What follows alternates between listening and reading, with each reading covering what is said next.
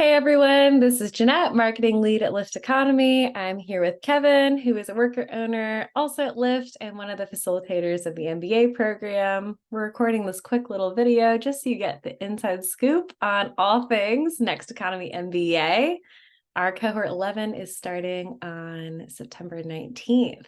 So, Kevin, now that I've got you in the Zoom room hot seat, I wanted to ask you, why did you and the Lyft team create this program? The Lyft team created the Next Economy MBA learning journey out of response from demand.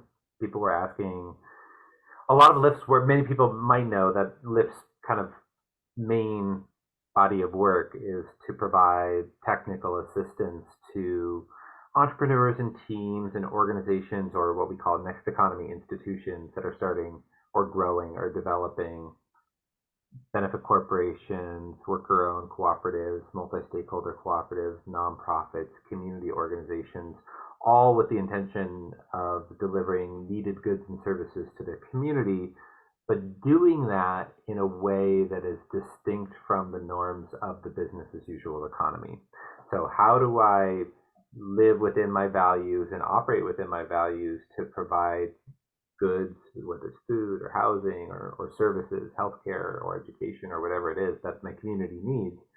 And how would I do that when maintaining, integrity with my values and operating where the group of people I'm doing it with, it's not, conforming to hierarchies and power over, but it's more shared power and more equitable, more democratic in our practices, more inclusive in the ownership and who gets the benefits of what we do, as well as like how do we do the things, how do we deliver the goods and services in ways that are regenerative, beneficial to not just society and our community, but also to the other than human kin, to our ecosystems, to the environment around us.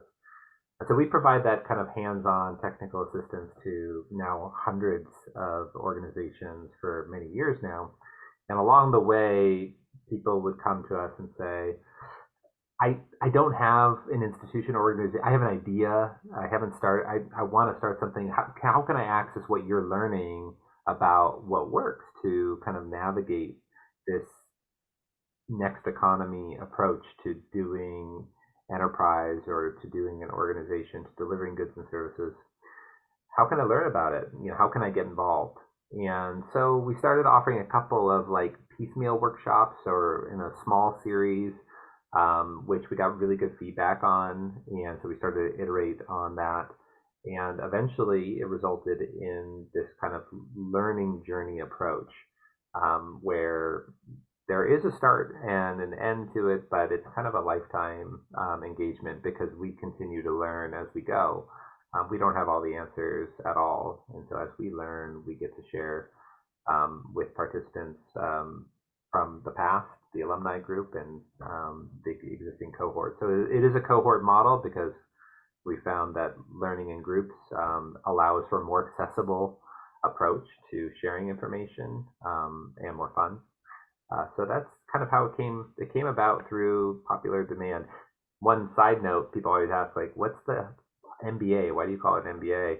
Well, one of our team members, we were having a discussion about like what should we call this, and we had our workshops in the beginning. We had different names for it, and one of our teammates kind of reflected on it and said, "This is all the content that we go through is kind of content, all the content that people want in an MBA program at an institutionalized learning center, but that doesn't exist."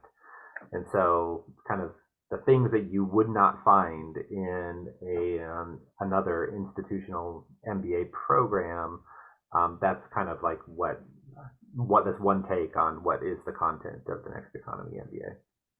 Amazing. So, as a course facilitator, do you have anything that stands out to you that you love about the course, about facilitating, teaching? Yeah, there's a lot of things. A couple things that stand out to me are the kind of co-learning, if you will. Our pedagogical approach is not to say we have the answers and we're going to try and impart some knowledge or information to the participants. There certainly are topics and architecture to the course, but there's both an interactive component where we kind of try and break down more of like a a teacher-student kind of relationship and more of like a co-learning journey or experience.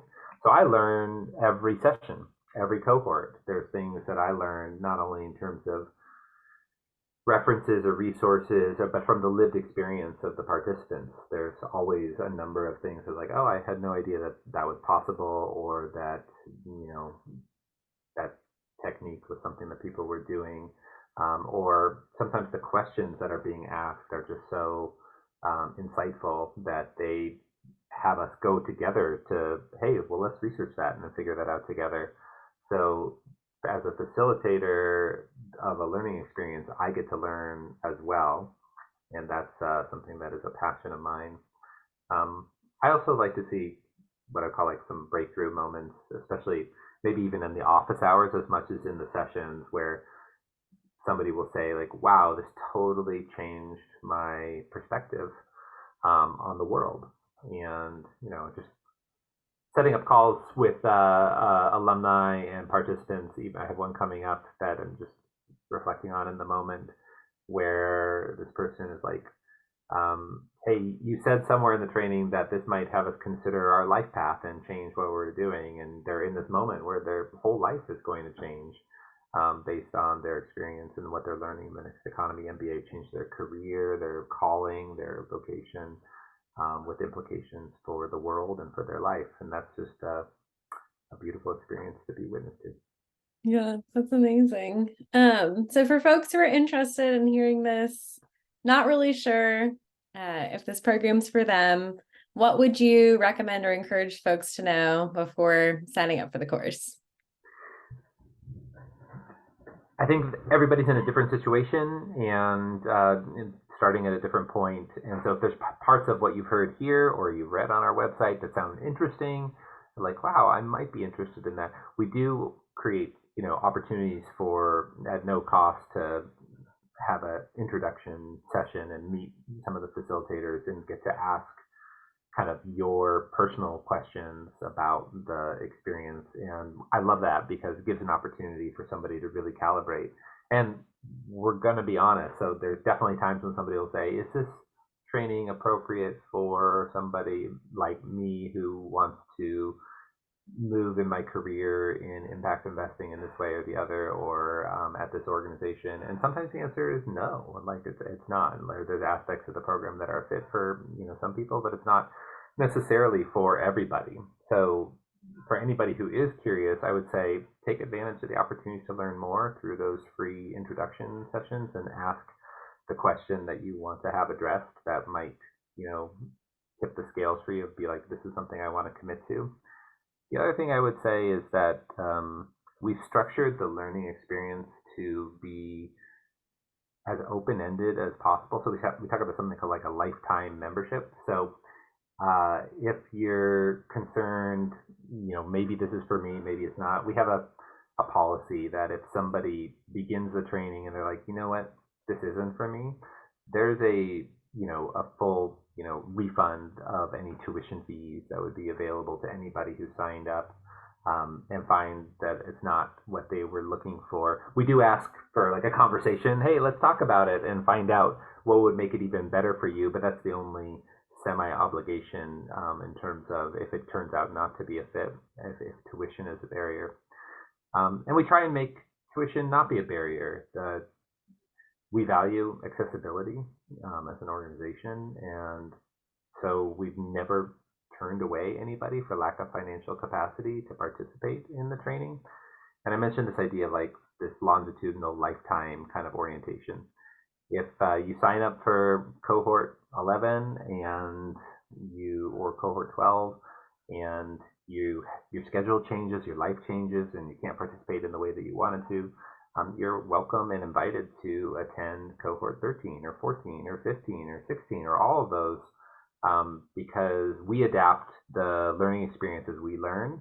And sometimes people's lives change and their circumstance change. So we have people who signed up in cohort 1 or 2 or 3 who are now coming back for either certain sessions or for the entirety of cohort 10 or 11 or 12.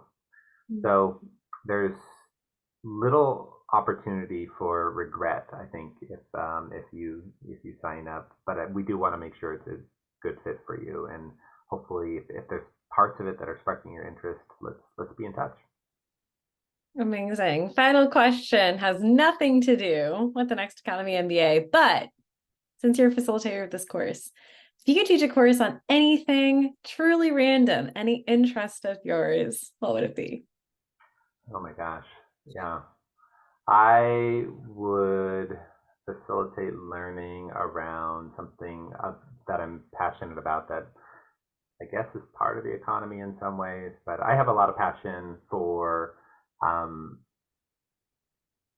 edible and medicinal plants that are not common to our typical diet. Things that you would not find at the grocery or a farmer's market.